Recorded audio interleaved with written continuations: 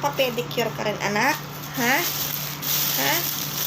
Cuticsan natin yan pa mo. Linisan natin. Ha? Nakabuka ka tayo doon. Baka butas pa yung suot ko. Linisan natin ang kuko natin. Cuticsan natin yan. Cutics. Tingnan ko paan ni Oreo. Tingin niya paan ni Oreo. Ay, ang ganda. Lalagyan ko ng cutics. Ay, ikaw rin gusto mo ng pedicure? O manicure?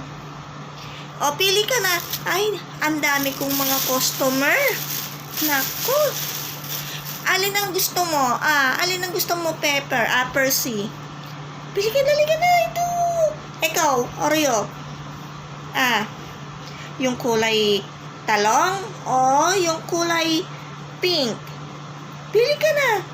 Ay, Diyos ko, itong mga customer ko. Ikaw naman unang. Anong gusto mo? Ha? Hinay-hinay lang, Dahil iisa lang ang iisa lang ang maglilinis. Iisa lang. Hindi kaya. Yung mga customer ko nakaabang na. Diyos ko, magpapalinis ng kuko. Ikaw, paano ba ang paglinis sa'yo, ha? Yung may design? O yung walang design? Ha? Patingin nga yung kuko mo. Patingin. Naku! Ang laki ng ingrown. Naku po! Diyos mio, Marimar. Anong ginawa mo sa kuko mo? Ha?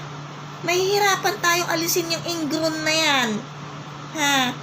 Paano alisin yan? O, sige ha. Sandali lang ha. Wait ka lang dyan. Lilinisin natin yan.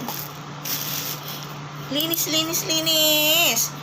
Yung mga customer ko. Ayan.